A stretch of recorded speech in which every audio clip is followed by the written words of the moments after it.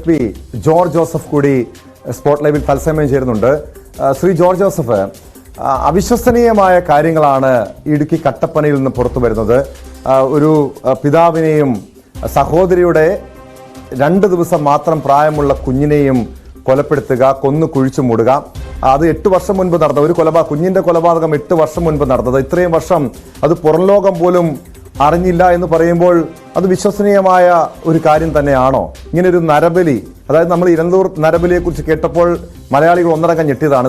George Joseph, താങ്കൾ തന്നെ നേരത്തെ ഈ തൊടുപുഴയിൽ സമാനമായ രീതിയിലൊരു ആഭിചാര കർമ്മവുമായി ബന്ധപ്പെട്ട നരബലിയുമായി ബന്ധപ്പെട്ട ഒരു കേസിന്റെയൊക്കെ കേസ് അന്വേഷണത്തിൽ നിർണായകമായ പങ്കുവഹിച്ചിട്ടുള്ള, കേസൊക്കെ പുറത്തു കൊണ്ടുവരുന്നതിൽ വലിയ പങ്കുവഹിച്ചിട്ടുള്ള ഒരു പോലീസ് ഉദ്യോഗസ്ഥൻ കൂടിയാണ്.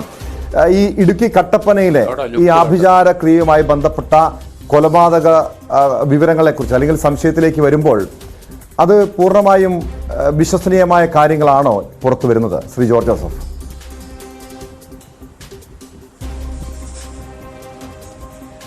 ഇതിന്റെ ലക്ഷണം കണ്ടിട്ട് ഒരു ആഭിചാരക്രിയ അവിടെ നടക്കുന്നു.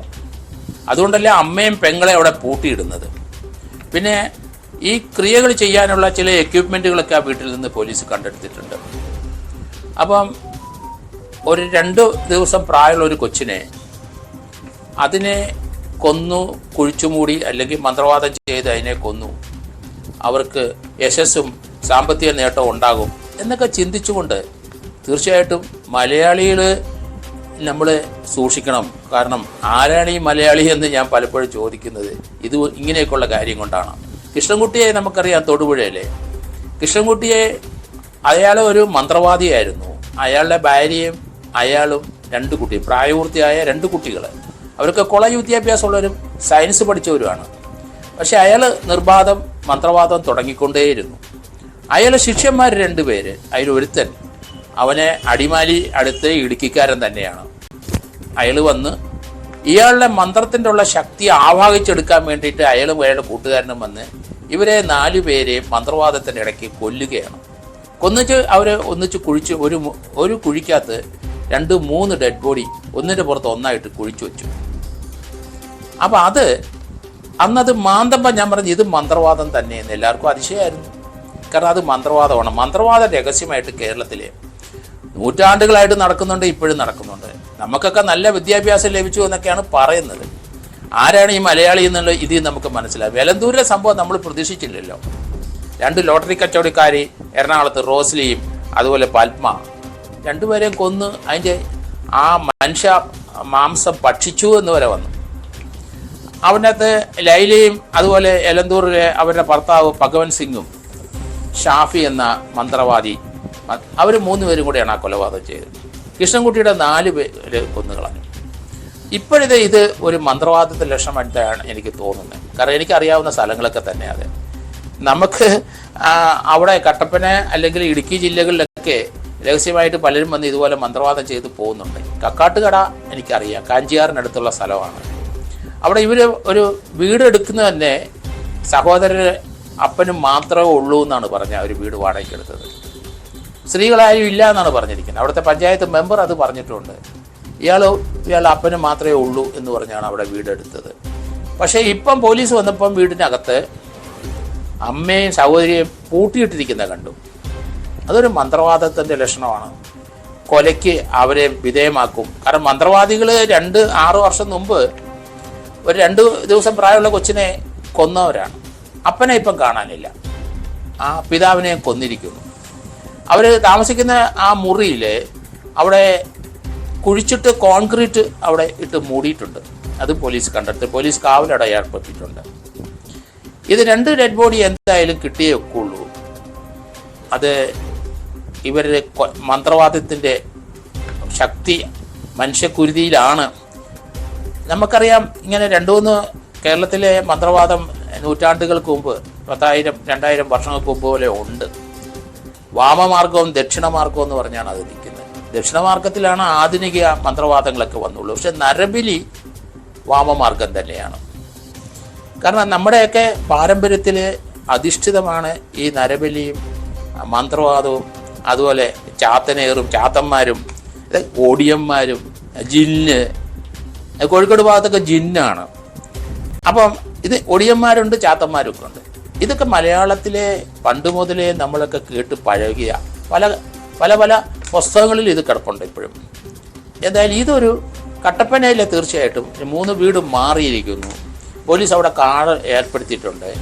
അവരൊരു മോഷണമായിട്ട് ബന്ധപ്പെട്ടാണ് ഈ ചേട്ടനെയും അനിയനെയും അവിടെ ഒരു കക്കാട് കടയിലൊരു വീട്ടിലെ മോഷണം നടത്താൻ വന്നപ്പം വീട്ടുകാരറിഞ്ഞു വരും.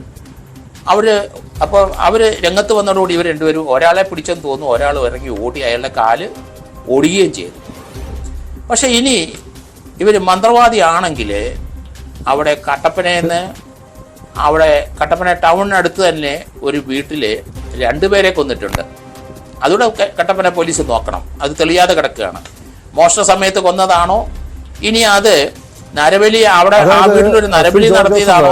താങ്കൾ സൂചിപ്പിച്ചതുപോലെ ഈ 2 ഉറ്റവരെ, അതായത് പിതാവിനെയും സഹോദരിയുടെ കുഞ്ഞിനെയും കൊലപ്പെടുത്താൻ മടിക്കാത്തവർ മറ്റു കൊലപാതകവുമായി സമാനമായ രീതിയിൽ ആഭിചാരക്രിയയുടെ ഭാഗമായി കൊല നടത്തിയിട്ടുള്ളതായി സ്വാഭാവികമായി നമ്മൾ സംശയിക്കണം. താങ്കൾ സൂചിപ്പിച്ചതുപോലെ ഈ സമീപ സ്ഥലങ്ങളിൽ നടന്നിട്ടുള്ള മറ്റു കൊലപാതക കേസുകൾക്ക് പിന്നിലും ഈ വിഷ്ണുവും നിതീഷും ഒക്കെ ആണെന്ന് സംശയിക്കണം. പോലീസ് ആ രീതിയിൽ കൂടി ആ കേസുകൾ കൂടി തെളിയാത്ത ആ കേസുകൾ കൂടി അന്വേഷിക്കേണ്ടതല്ലേ?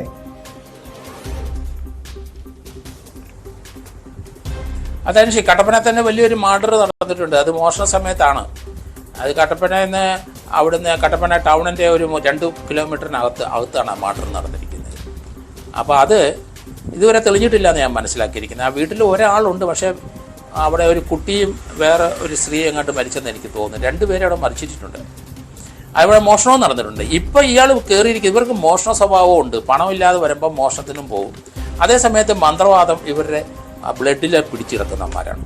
അതുകൊണ്ട് ഈ പിതാവിനെ കാണാനില്ല, അതുപോലെ ഒരു കുഞ്ഞു കൊച്ചിനെ ഇത് 2 കണ്ടെടുത്തേ പറ്റുള്ളൂ. അതുകൊണ്ട് പോലീസിന് അത് സംശയം വന്നു കഴിഞ്ഞു. ഇതൊരു നരബലിയുടെ ഭാഗമായിട്ടാണ് എനിക്ക് തോന്നുന്നത്. അതുകൊണ്ട് അത് നമ്മൾ കേരളം എങ്ങോട്ട് പോകുന്നു എന്നാണ്. കാരണം വയലൻസിലോട്ടൊക്കെ പോയി നമ്മളിപ്പം കണ്ടല്ലോ സിദ്ധാർത്ഥൻ്റെ കൊലപാതകമൊക്കെ. അതൊരു കരാട്ടക്കാരനാണ് ചെയ്തത്. കേരളത്തിലെ ആൾക്കാർക്ക് വിദ്യാഭ്യാസം ഉണ്ടെങ്കിലും നമ്മൾ ഈ പാരമ്പര്യമായിട്ട് കിട്ടിയ കുറേ കാര്യങ്ങൾ ചാത്തനും അങ്ങനെ ഒടിയന്മാരും ജിന്നിൻ്റെയും ആ ലോകത്താണ്. ശാസ്ത്രീയ ബോധം നമുക്ക് ഉണ്ടായിട്ടില്ല. CPM-കാർ പറയുന്നതെല്ലാം നമുക്ക് ശാസ്ത്രീയ ബോധം ഉണ്ടാകണം. ഇവിടെ CPM-നുള്ളവർക്ക് പോലും ഉണ്ടായിട്ടില്ല എന്നാണ് ഞാൻ കരുതുന്നത്. കാരണം എന്താണ് കേരളത്തിൽ നടക്കുന്നത്, നമ്മൾ ഇതിൻ്റെ അന്തർലീനമായി കിടക്കുന്ന കാര്യം എന്തുവാണ് മലയാളിക്ക് പറ്റുന്നത്. ലോകത്തിലെ ഏറ്റവും നല്ല ബുദ്ധിയുള്ള ഒരു വർഗം തന്നെയാണ് മലയാളി. പക്ഷേ ഇങ്ങനെയുള്ള കാര്യങ്ങളിലും നമ്മൾക്ക് അതികൂർമ്മമായ ബുദ്ധിയുള്ളവരാണ് നമ്മൾ. കാരണം ശാസ്ത്രീയ ബോധം നമുക്കില്ല.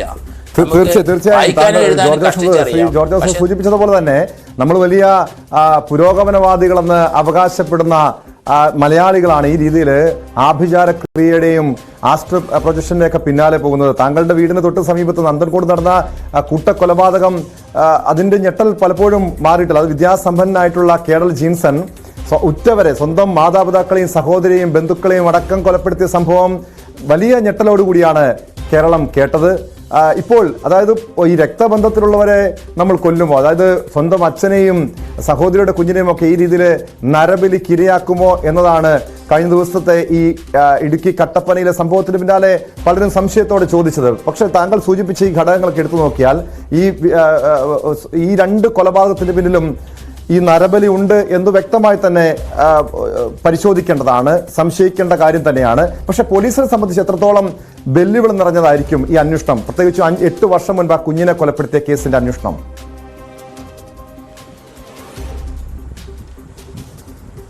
ഇത് വെല്ലുവിളി ഉള്ള ഒരു കേസ് തന്നെ. കാരണം ഡെഡ് ബോഡി കിട്ടിയിട്ടുണ്ടെങ്കിൽ അതൊരു നരബലിയിലോട്ട് എത്തിക്കഴിഞ്ഞു.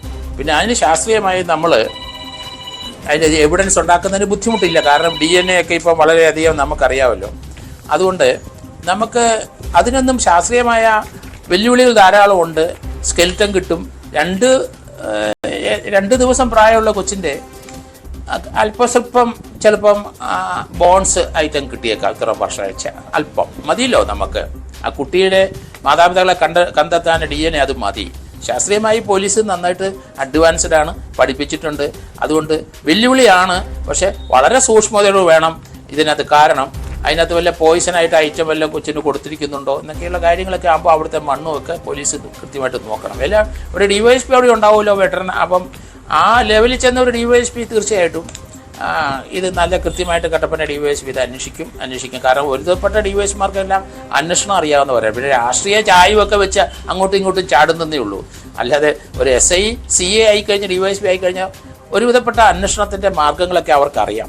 നമുക്ക് ഒരു കാര്യം മറക്കറി, കട്ടപ്പനത്തെല്ല ആണ് ഒരു നാഗമാണിക്യം, അത് മലയാളിയുടെ സൃഷ്ടിയാണ്. നാഗമാണിക്യം പാമ്പ്, വിഷമുള്ള പാമ്പ്, മൂർഖം പാമ്പ് 10-40 വർഷമായി കഴിഞ്ഞാൽ അവന് തീറ്റ, അവൻ്റെ കണ്ണ് കാണത്തില്ല, അവന് തീറ്റ എടുക്കാൻ ബുദ്ധിമുട്ടാണ്. അതുകൊണ്ട് അവൻ എന്ത് ചെയ്യും, ഈ വിഷമെല്ലാം കൂടെ തലയിൽ അവിടെ വായിക്കകത്ത് ഇങ്ങനെ കൂടി അത് വലിയ ശോഭ പരത്തുന്ന ഒരു മാണിക്യ പാമ്പം അത് രാത്രിയിലെടുത്ത് പാറപ്പുറത്ത് വെക്കും. ചുറ്റും ഈച്ച വന്ന് കൂടുമ്പോൾ, പ്രകാശം കണ്ട് കൂടുമ്പോൾ അതെടുത്ത് വായിലിട്ടിട്ട് ഈച്ചയെ തിന്നിട്ട് വീണ്ടും എടുത്ത് നാഗമാണിക്യം പുറത്തെടുത്ത് വെക്കുമെന്നാണ് മലയാളിയുടെ കണ്ടുപിടുത്തം. ആ നാഗമാണിക്യത്തിന് വേണ്ടി കുറേയധികം ആൾക്കാർ വീട് വിറ്റ്, തിരുവനന്തപുരത്തെ സർക്കാർ ഉദ്യോഗസ്ഥന്മാരുണ്ട്, എനിക്കറിയാം.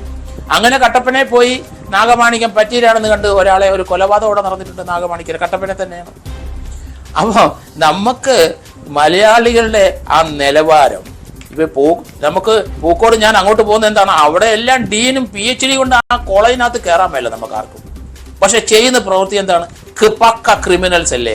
ആ ക്രിമിനൽ മൈൻഡ് ഉള്ളവരാണ് അവിടെ PhD ഉണ്ടായത്. ഞാനൊരു PhD രജിസ്റ്റർ ചെയ്തിട്ട് പണ്ട് നിർത്തിക്കളഞ്ഞു. കാരണം എനിക്ക് നാണക്കേടായിട്ട് തോന്നി. കാരണം ഇതുപോലെയുള്ളവന്മാർക്ക് PhD കിട്ടുള്ളൂ.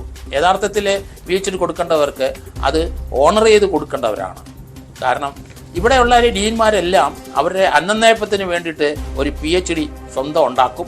അത് ആരുടെയെങ്കിലും കാലും കൈയും പിടിച്ച് അവരെ ആരുടെയെങ്കിലും പുറകെ നടന്ന് PhD ഒരു സർട്ടിഫിക്കറ്റ് വാങ്ങിച്ച് തൊപ്പിയൊക്കെ വെച്ച് അവിടുത്തെ യൂണിവേഴ്സിറ്റി ചെന്നിട്ട് വലിയ VIP-കളിൽ നിന്ന് ഇങ്ങനെ വാങ്ങിച്ചുകൊണ്ടിരിക്കുന്ന കാഴ്ച, അത് മലയാളികളാണ് ഇത് കാണിക്കുന്ന മുഴുവൻ. പക്ഷേ മലയാളിയുടെ പൂച്ചെല്ലാം ഇപ്പം വെളിയിലായി കഴിഞ്ഞിരിക്കുന്ന മിക്കവാറും ഉള്ളതെല്ലാം. എന്താണ് മലയാളി എന്ന് ഇനിയിപ്പം നമ്മൾ കുറേ നാൾ കൊണ്ട് ഇത് പറഞ്ഞുകൊണ്ടിരിക്കുകയാണ്. നമ്മുടെ ചുറ്റുവട്ടത്ത് കാണുന്ന മുഴുവൻ കേദലിൻ്റെ കാര്യം നമുക്കറിയാമല്ലോ. ഒന്നും വേണ്ടല്ലോ, നമ്മൾ ഷാബാസ് ഷെരീഫ് വധം വയനാട്ടിലുണ്ടായിട്ടുണ്ടല്ലോ. ഷാബാസ് ഷെരീഫ് മൈസൂരിൽ നിന്ന് ഒരു ആളെ കൊണ്ടൊരു പാവം പിടിച്ച ഒരു വൈദ്യനെ കൊണ്ടുവന്നിട്ട് 1.5 വർഷം പൂട്ടിയിട്ട് അയാളെ കൊന്ന് അയാളെ കഷ്ണമാക്കിയിട്ട്, അതൊക്കെ ഒരു മന്ത്രവാദത്തിൻ്റെ ഭാഗം. പോലീസ് ആരിയിട്ട് വന്നില്ല, അവിടുത്തെ ഒരു പുഴയിൽ ഒഴുക്കി ഒരു കഷ്ണം പോലും പോലീസിന് കിട്ടിയില്ല. അപ്പം ഇത് ഒരു മന്ത്രവാദത്തിലേക്ക് പോകുന്ന പോലെയാണ് എനിക്ക് തോന്നുന്നത് ലക്ഷണം കണ്ടിട്ട്. കാരണം 2 പേരെ മിസ്സിംഗ് ആണ്. അത് തീർച്ചയായിട്ടും അവരുടെ വീടിൻ്റെ, അവർ താമസിച്ച വീടിൻ്റെ അവിടെ കുഴി തോണ്ടി ഇട്ടിട്ടുണ്ടെങ്കിൽ അത് മന്ത്രവാദം തന്നെയാണ്. യെസ്, വളരെ വ്യക്തമാണ്. വളരെയധികം നന്ദി ശ്രീ ജോർജ് ജോസഫ്. താങ്കൾ സൂചിപ്പിച്ചതുപോലെ തന്നെ മലയാളികളെ സംബന്ധിച്ച് ലജ്ജിപ്പിക്കുന്ന കാര്യങ്ങളാണ് ഓരോ ദിവസവും പുറത്തു വരുന്നത്. ഏറെ നാളുകൾക്ക് മുൻപാണ്, ഏതാനും വർഷങ്ങൾക്ക് മുൻപാണ് നന്ദൻകോടെ കൂട്ടക്കൊലപാതകം. ആസിഡ് പ്രൊജക്ഷൻ എന്ന അതിൻ്റെ പേരിൽ സ്വന്തം മാതാപിതാക്കളെയും സഹോദരിയും ബന്ധുവിനെയും കൊലപ്പെടുത്തിയ കേഡൽ ജീൻസൺ, പിന്നാലെ ഇലന്തൂർ നരബലി, തൊടുപുഴയിലെ കൂട്ടക്കൊലപാതകം, ജോർജ് ജോസഫ് സൂചിപ്പിച്ചതുപോലെ ഷാബാസ് ഷെരീഫിൻ്റെ, നിലമ്പൂരിലെ ഷാബാസ് ഷെരീഫിൻ്റെ കൊലപാതകം. അങ്ങനെ ഈ സമീപ നാളുകളിൽ കേരളം കേട്ടിട്ടുള്ള, അതായത് പുരോഗമനവാദികളെന്ന് നമ്മൾ അവകാശപ്പെടുന്ന നമ്മുടെ നാട്ടിലാണ് ഈ രീതിയിലുള്ള ആഭിചാരക്രിയകളും മറ്റും അതിൻ്റെ പേരിലുള്ള കൊലപാതകങ്ങളൊക്കെ നടക്കുന്നത്. ആജ്ഞാ രവീന്ദ്രനിലേക്ക് ഒരിക്കൽ